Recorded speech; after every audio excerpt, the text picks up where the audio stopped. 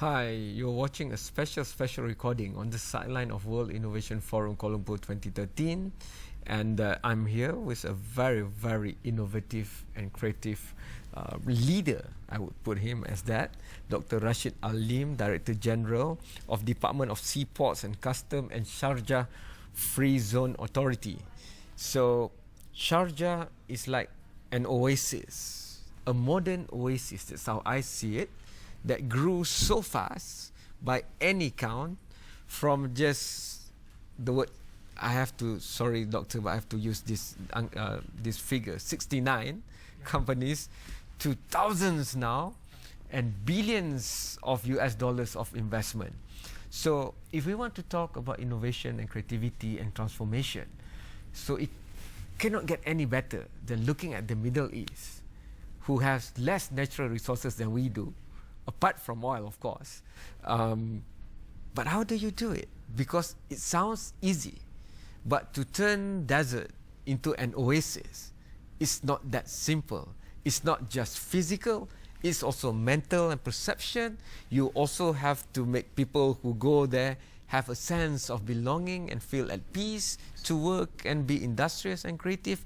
So if you can share with us the long thought of strategy of turning and transforming what other people see literally as desert into an oasis for the future. Well, first of all, thank you very much for having me in your program. You are welcome. And thank you for such an innovative question you've asked. First of all, it's all turned to leadership. Our leadership in the country wanted to make Sharjah as one of the most attractive destinations for the investment, to attract FDI.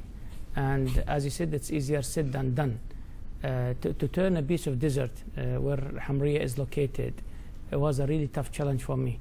But we were blessed that the location is strategically next to the Arabian Gulf, just right on the coast. Yes. So we build on that, because if you throughout the history, what made up civilization is three things. You have the land, you have the sea, and you have the space, the open air, the open space. And we build on this. We have the three things together. So that was the starting point, that we are blessed. We have the seaside, we need to capitalize on it. We have big land, it's a piece of desert, we need to turn it to industrial hub. And then we have the open space, we open the air.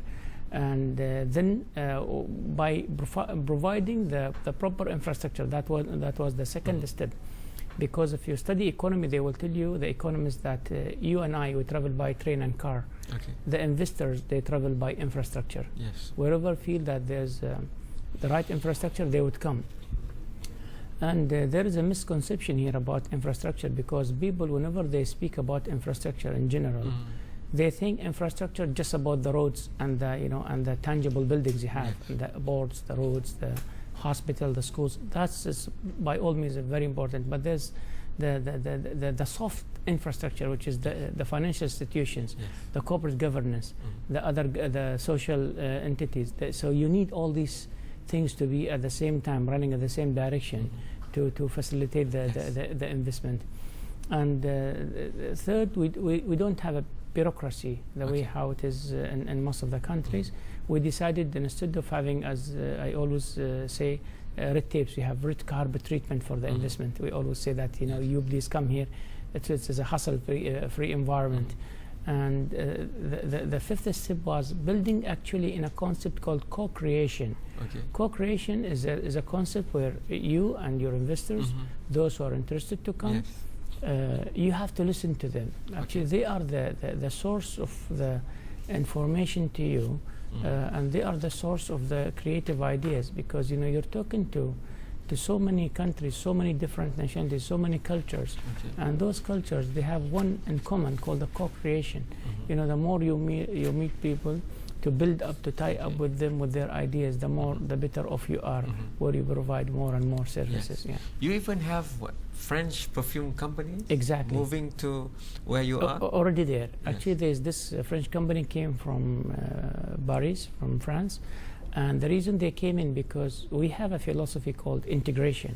And what we do in the integration is that we have the upstream, the middle stream, and the downstream industries related to the same main industry are under one umbrella. So when they came in, and they have seen a Korean company, doing the bottling.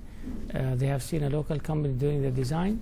They have seen a local storage companies, the logistics, and the corrugated carton factories around in the same area. They said, wow, this is the right place for us, because we don't need to go here and there.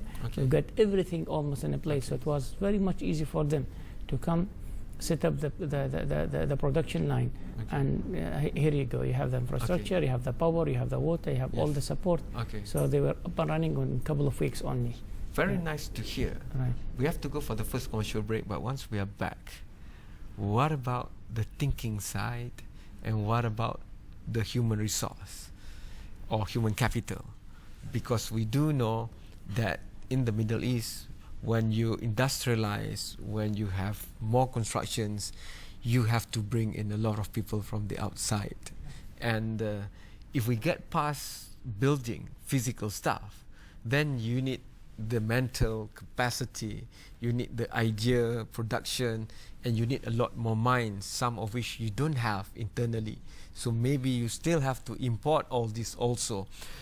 So when we put the question towards the 21st century viability, we will have the word sustainability in the center. So if the dependency on external resources is high, then how do you make it sustainable, especially from the softer side of things? People, for example, is key.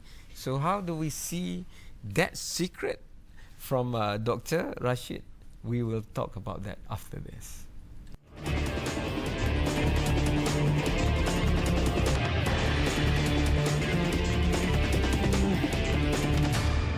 One of the key areas discussed in World Innovation Forum Kuala Lumpur was made by the headline speakers like Göran Persson, the former Prime Minister of Sweden, who said that aging population is a big focus to look at, and the viability of the future hinges on that. We've also heard our great thinker and consultant, innovation strategic expert from Japan saying the same thing, the mega trends of the future.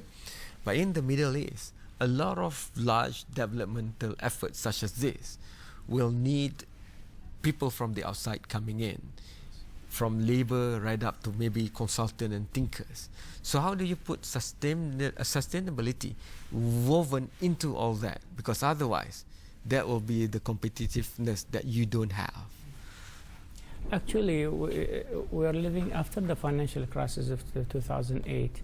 The world has realized that the importance of living together, the importance of being together is much better together, as they say. And we live in a world of connectivity, in a world where you have to give flexibility in your policies and your system to attract the intellectual. It is the intellectual age. It is the age of innovation. It is the age of sustainability. So you as a country just can't live island in isolation. You have to be very open. And one of the openness we decided the strategies is through the free zones, is to let the companies to bring not only their know-how, but also give them the freedom and flexibility to bring the labor and the skilled, semi-skilled, and the top senior executive from wherever they bring. By doing so, we have two things. We have bring the know-how in a way, and the second, the experience and the knowledge from the outside can get mixed with the local knowledge and the experience. We're still pretty much a very fast developing nation. We're looking very much to be one of those among the best creative nation by 2020. This is our vision. And we strongly believe that through networking with the global countries and the global innovative organization, we can make a difference. So we open up the floor for them to bring the laborers and to bring the expertise and to bring the know-how. And we also open up for the locals to get the chance to mix up, because any multinational company wouldn't come to any country if you don't have very strong micro, small and medium class businesses, because they will be depending on them. They just can't bring everything back from their home to you if you're not really physically ready. So we are very strong when it comes to the micro business, when it comes to the small business, when it comes to the medium business. We're very strong on that, and that really has created the platform for the multinational companies to come. Yes. And that is our focus. The closest to Malaysians would be Singapore. Right. How they move from a basically low tech, very agrarian, very fisheries based economic activity, for example, just straight away in less than 100 years to be transformed into a huge metropolitan entrepreneur hub of activity, not only of innovation but also of trade, even of tourism, of new knowledge. So how do you compare what you're doing or helping to do in Sharjah with what Singapore has done? Because Singapore is now facing to some problems that they didn't see maybe before. The birth rate is going down, so it's going to have problem of aging society also impending. Yes, the top brains will come, but that doesn't mean they will stay, because they might like the technology innovation around, but they are also human, which need human emotional quotient of stability to be around. Culture matters, interdependency matters, and stuff like that. So is that one of the areas that you've looked at before you finalize on a model for Sharjah? And if it is so, how do you not repeat the same mistake that has been done there? By all means, with this openness globally, there is always plus and minuses for almost whatever movement you do. If it's a social or economy or a political, it will have its own plus and minuses. One of the areas to improve, by all means, called the importing the knowledge. And this is what Singapore has done, this is what the Korean have done, this is what the Japanese they have done, and this is what we are doing at the moment in the Middle East. We're just importing the knowledge, if we would. We build on it. But the point we speak about here is the sustainability. Sustainability is not about only the environment. Sustainability is about the social life. Sustainability is about economy. Sustainability is about the faith and the religion and the culture. And this is the model we are building our philosophy on. That any company, with respect, wherever they come there, they have a certain boundaries for them when it comes to the environment. There's a certain boundary for them when it comes to the society. And so the society has got its own belief system, its own culture. It has to be respected. When it comes to the economy side, we always tell those companies you already have existing local companies, you could really tie up with them. You can do your distribution with them. But yet that does not mean that we don't have social or economic problem at the moment because of this openness. They are there, and our leadership are pretty much aware of that. And because in general we're a big nation in size, we are rich with oil and gas resources, but we are very limited number when it comes to the population, right? But we have more expatriates, if you would, than the local population at the moment. So the leadership are aware of this challenge, and they're doing the level best whatever can be done. But coming to the country, you can see still the culture plays a big role. Still, you could feel you're an Arab country with respect. Cool. I have to go for the last break, but once we are back, I want to look at communication perception, because especially post 9/11, it's not that easy to mention anything Islamic, especially when it involves expertise that you want or people that you want from overseas, from Western developed nations to come to you, because a lot of perception has been distorted by what happened. And then you have the anti-terrorism effort that goes global and still controversy right up until now. So you have presented that money doesn't know color or religion, but people who controls money and the flow of international money and financial architecture, they know the difference of pluralism, for example, and they can choose and pick and choose again. So that we'll discuss after this break, because there might be synergies more with Asia and within Asia rather than hoping for help from the Western model. That we'll discuss after this short break.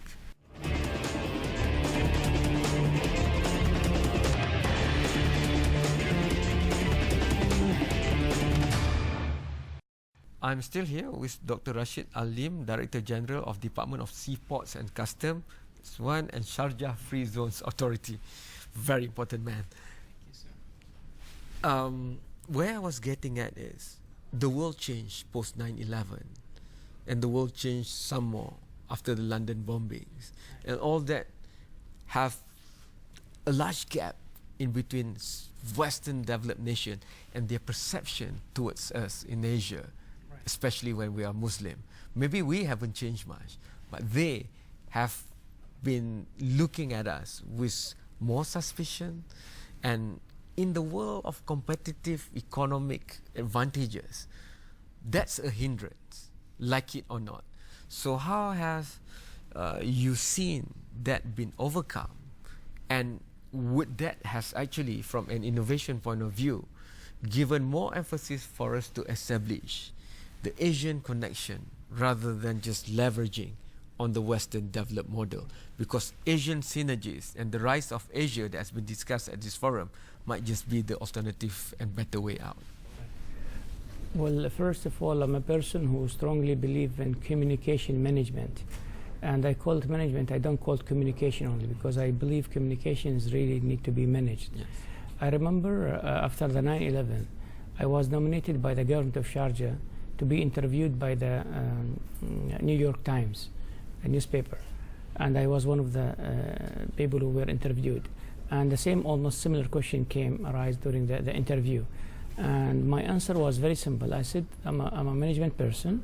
And the management taught me one thing very important during my study, that knowing the right definitions is very important. Okay. And one thing I'm here to clarify is, in management there is a big difference between hearing and knowing. Yep. Hearing means that you heard about something, it could be good, could be bad. Knowing is when you really have first-hand experience on it. Okay. And before you come to interview me, I'm sure you came from states with a certain perceptions about the Muslims, about the Arabs, the way how we look, the way how we live, the way how we dress.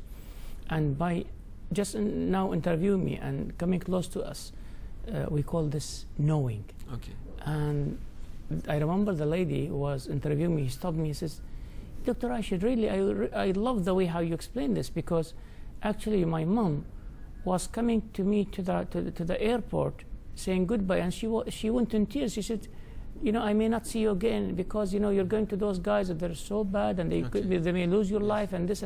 And she said, the moment I entered Dubai airport, I felt I'm a totally different person. Yes. Everybody's smiling, people, they speak good English, they're communicating very well, they're very welcoming, and I would very late night, early mornings for dining, going here in Dubai and there, and I felt so inspired, so safe. I couldn't even do this in New York itself. And I said, Mom, this is what I've been trying to say. There's a difference between just hearing about something and knowing about it. True. And this is something made me to think twice and to go more to the European countries, to the American, with my local address, with my Arabic address, to address them after whatever happened. I said, okay, we are the people. We belong to that area. Yes. It doesn't mean that all the people are bad. Whatever happened, we all against it's against humanitarian by all means. But we are here to do that. Come to invest. Let us work together. We still need you. You still need us. You can't live in isolation. This is impossible. No one can live in isolation nowadays in the whole globe. Whatever resources you have, sooner or later you'll discover that you can't move on without having other countries to help you out with. And we have the natural resources, we have the strategic location, and whether it comes to the political, whether it comes to social, whether it comes to economy, you still need the Middle East, and you still need the Gulf area. So it's better to be together. It's better to think positive for the future. It's better to put hands together, to join hands together. I totally agree with you. It wasn't an easy task to do. But that shouldn't be a reason also to give up. And they said, okay, no, let us give up and find another market. It's not to. The best way to trace any problem is to go straight to that problem. Says, okay, come on, problem, I'm here, but we have to find a solution. And this is what we have been trying to do. Time is always jealous, and especially with great people. So maybe in 30 seconds, Doctor, how can we work better for the future? Because there will definitely be opportunities for innovation and creativity in the relationship between my country and your country. We create our future. We create our tomorrow. We create the future we desire, not the future we deserve. And looking at the balance trade between the UAE and Malaysia for the last 5 years is going in really high, shooting to the top. Our effort now is to be committed to this growth. Okay. Our effort is to salute your nation. You're doing brilliant job. Keep going. Keep moving toward the future and have the bright future, because this is what we need to be. The more positive we think, the more positive result we'll be getting. If we think negative, we'll be getting negative. Yeah. And really what I've seen in this World Innovation Forum is something really marvelous. Okay. Getting all the thinkers from almost so many countries to assemble, to share their best practices, the benchmark, okay. It's just brilliant idea. Okay. So you will come back for World Innovation Forum Kuala Lumpur 2014. That's Inshallah. We'll see you there. Thank you pleasure. so much.